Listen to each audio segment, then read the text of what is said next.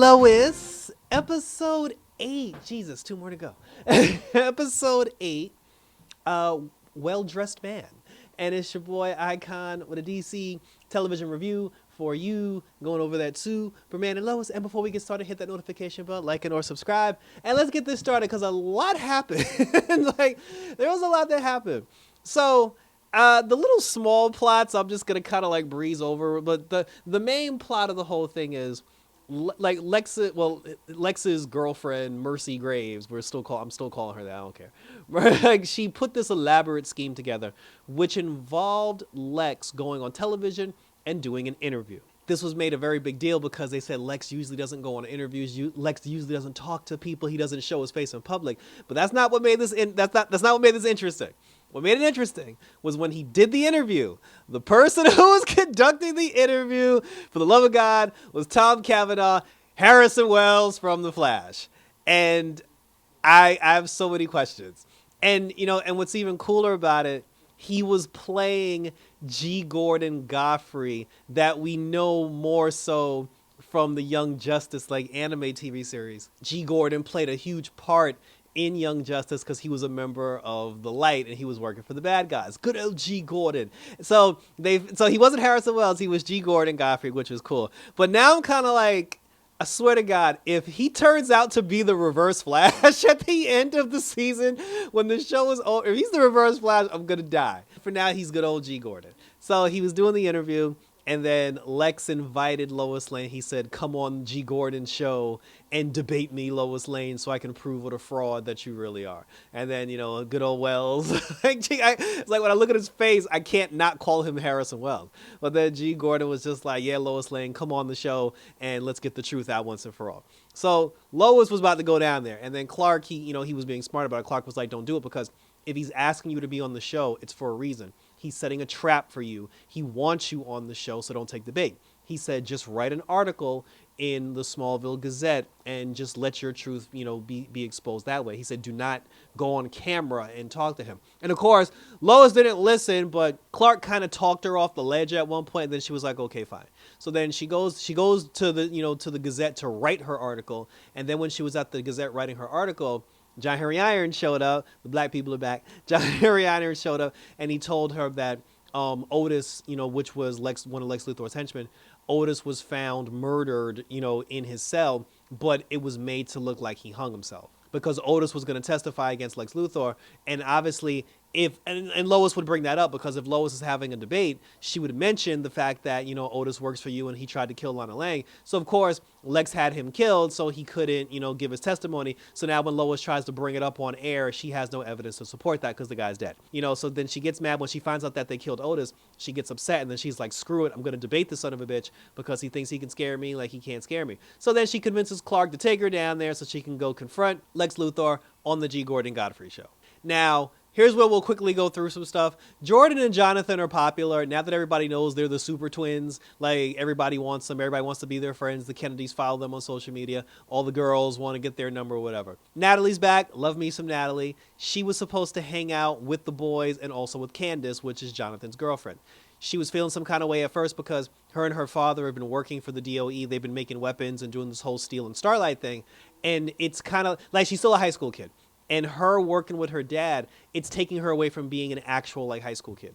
But she made a promise to the general, to her grandfather, that she would carry on the fight. But the promise she made, it's coming at the expense of her childhood. John Henry told her, he said, listen, the boys have powers. Superman's back in the fold. If you want to pull the ripcord and, not do this for a while or take some time off, he was like, now's the time. And then she was like, no. But then he said, you need to be a kid. You need to enjoy yourself. He said, I'll finish working on the project. He said, go hang out with the boys and have a good time. So she thanked her dad and she left.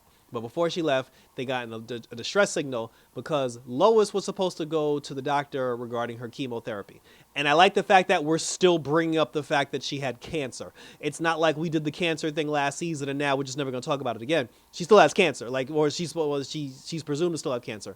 But she's supposed to have her last meeting with the doctor so the doctor can tell her whether or not she's in remission, whether or not she's 100% cured, or whether or not they don't find any traces of lumps or anything in her system. So because of that, because Clark had to take her to the doctor so she can have the checkup, John told her that he would fill in for Superman. So they ended up getting a distress signal where a guy had crashed on the side of the road. Steel and Starlight went down there. They rescued the guy, they saved his life or whatever, and then they dipped. Unbeknownst to them, it was a setup because the person who they rescued wanted them there on purpose so he could scan their suits for his own so he can hack into their suits. His whole plan was getting his hands on their suits, and he ended up getting that. Nat meets up with the boys. They're having a conversation. They're talking, brothers and sisters, half brothers and sisters talking. And then Jonathan's on the phone with Candace, and then he finds out that Candace dumped him. Now, you would think in a situation like this, because your boyfriend is like Superboy and he's part of the Super Twins and he's in a super family, Candace would have dumped him because the women were throwing themselves at Jonathan and she couldn't handle like the competition or couldn't handle the pressure. And then she's like, oh, we have to break up because there's too many women and it's just too much. No, that's not why she broke up with him. She broke up with him because the social media anxiety was too much for her and she couldn't take it. And I'm just, because she was like, oh, people are following me on social media. They're asking me questions. A reporter offered me $50 million to do a sit-down interview. And I'm sitting here listening to her. And she's like crying and complaining. She's like, oh, the Kennedys followed me on Instagram. All these people want to be my friend. People are offering me money. And I'm still sitting here like, I don't understand what the problem is. She's like, it's too much, Jonathan, and we have to break up. And I'm like, Jesus Christ. Her breaking up with him doesn't change the fact that you dated him. Those people, even if you're not with him anymore, those same people are still going to run up on you because they want to find out what it was like to date him. I'm like, this girl is ridiculous. And then even Denise, the girl that worked at the black girl that worked at the supermarket, she doesn't like them for some reason. Like, she got beef with Jonathan and Jordan.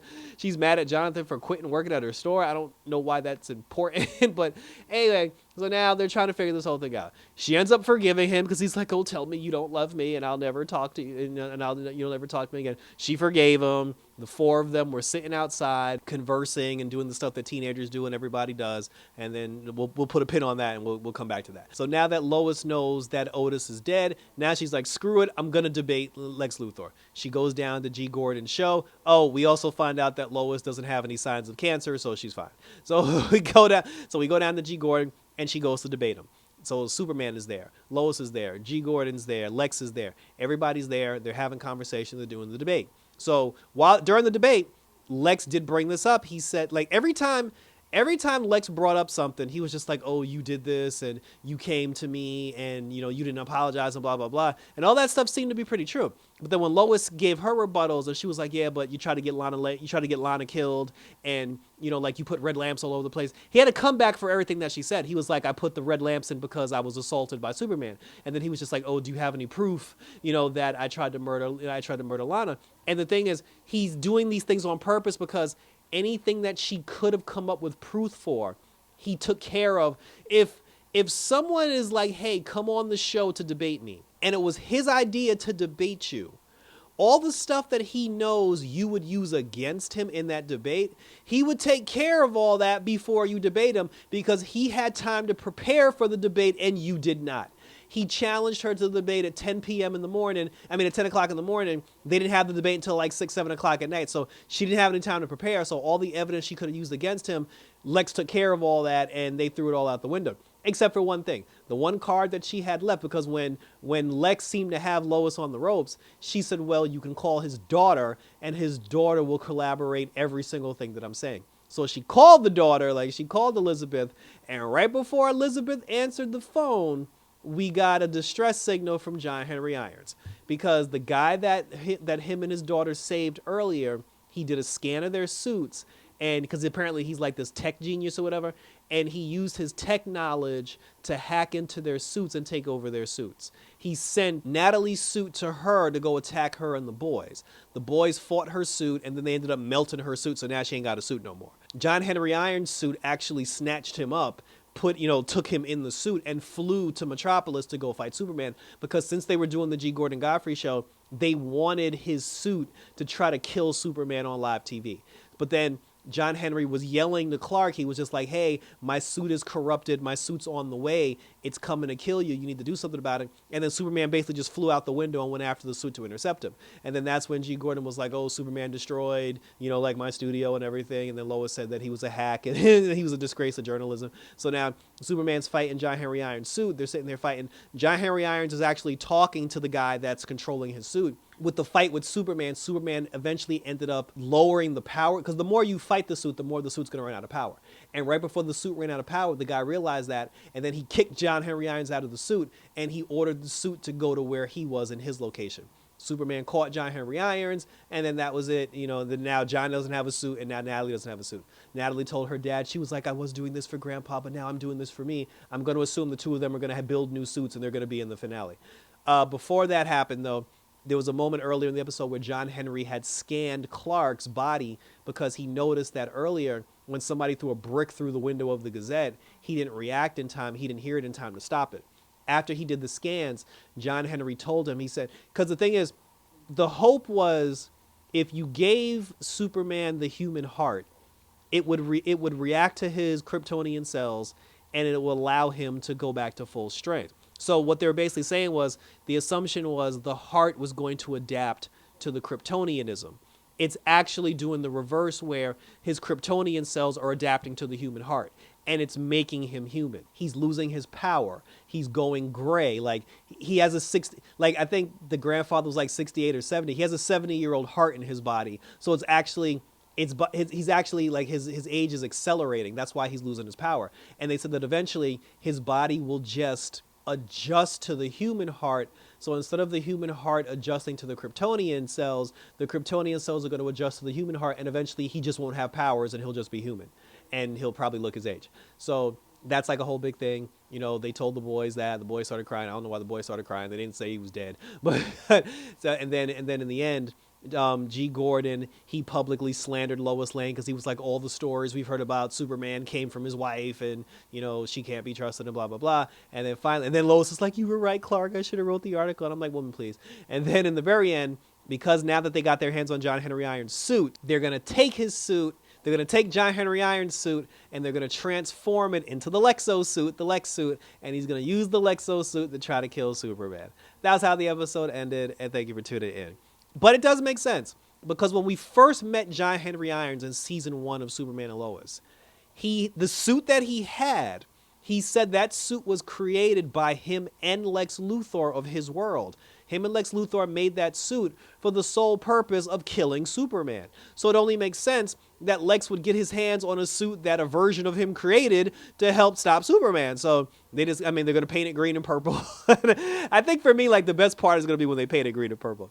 So they said, but he's going to have the suit and he's going to try to kill Superman. Steel and Starlight are going to end up getting new suits. Like, I hope Wells comes back and something. I don't know what's going to happen. This is all pretty interesting. 2 more episodes to go. So we have 2 more episodes for them to decide what they're going to do about Lex Luthor before he comes for that ass. And share your questions, comments, and concerns down below, and we will continue to talk about it. Check me out all over social media. Check me out on Instagram, on TikTok, on X, and on YouTube, where you can leave your questions, comments, and concerns. Check out my other reviews, because right now we got Cobra Kai on the channel, which is doing very well.